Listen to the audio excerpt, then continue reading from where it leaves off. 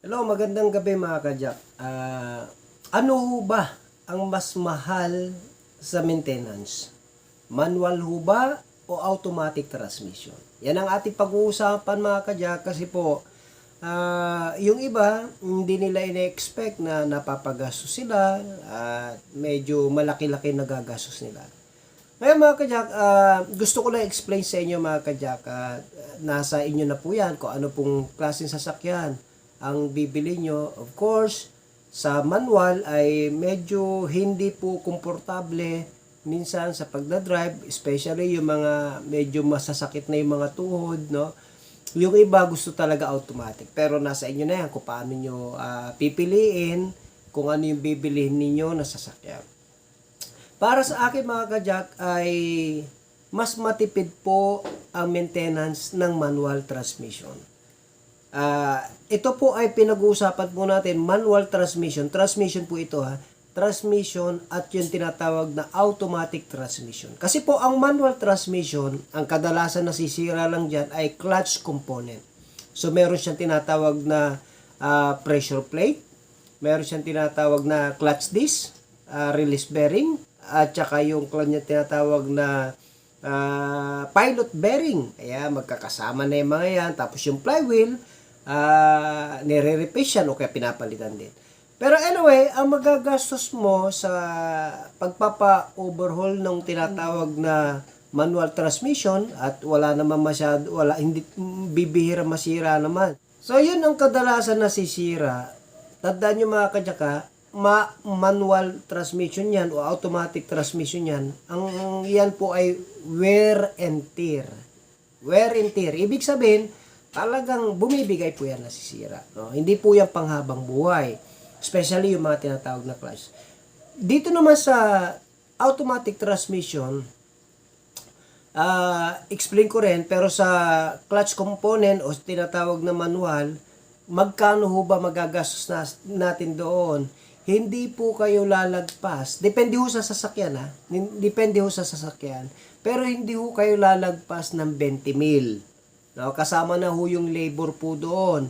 Kung mga kotse yan, mga van, at yung clutch component lang ang papalitan, at wala namang ibang sira sa kanyang mga gear, ay walang problema. No, mura-mura lang yan.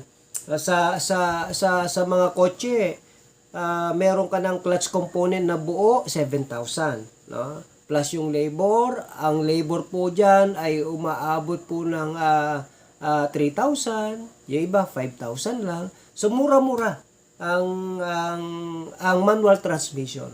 Pero pagdating po sa automatic transmission, mga kajak, nako po, medyo may kamahalan. Kasi po, wear and tear yan, kailan ba bumibigay yung automatic transmission? Siyempre katagalan, no? At saka isa pa sa driving habit. Okay? Pag matagal na po yung ating automatic transmission, ilang taon na ang lumipas, ilang kilometers na yung natakbo niya, at talagang yung mga clutch pack niya naman ay numinipis mga kajak. So, nandoon na yung tinatawag na bumibitaw na siya hanggang number 3 lang.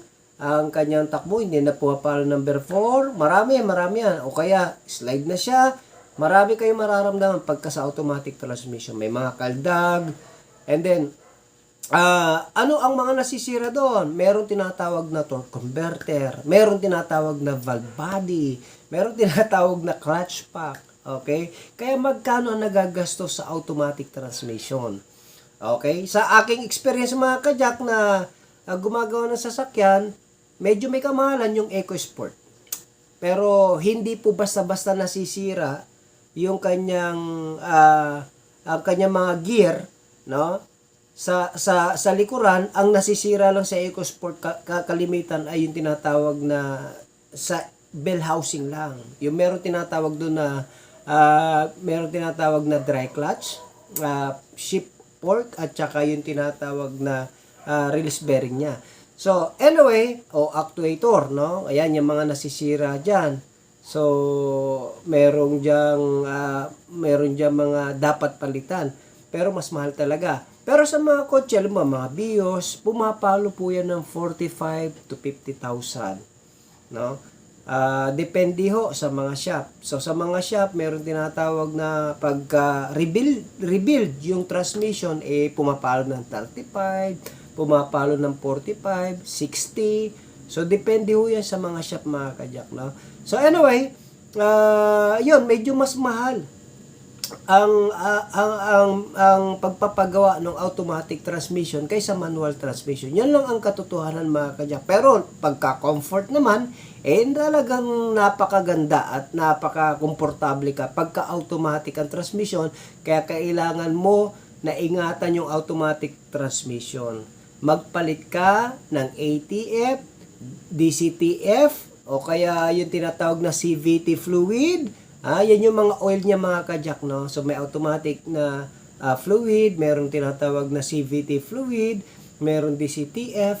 So kailangan magpalit po tayo ng regular noon. Tuwing kailan? Magpalit po tayo every 30,000 kilometers, no? Yung iba sinasabi hindi daw kailangan palitan ng automatic transmission fluid. Nako po, kailangan palitan po yan kasi may mga gear po sa loob ang automatic transmission, tapos may clutch pa, napupudpud yan. Kaya makikita nyo sa may mga vlog ko, no, pagka binaba yung oil pan, napakarami na dumi doon, na dumidikit sa magnet, no.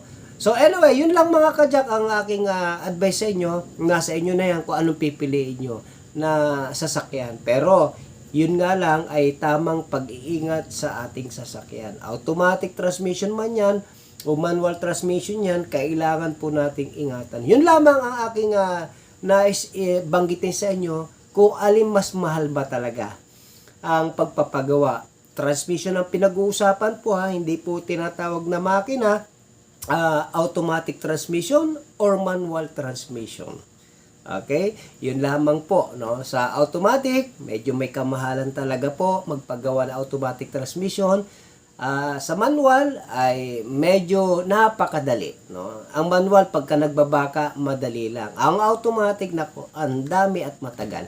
So anyway, yun lamang, mga kajak, at sa susunod magbibigay pa ako ng mga tips na dapat nating pag-usapan sa ating pagbablog, para sa ganun yung ating mga taga-subaybay ay nagkakaroon sila ng idea. So yun lamang, mga kajak. God bless.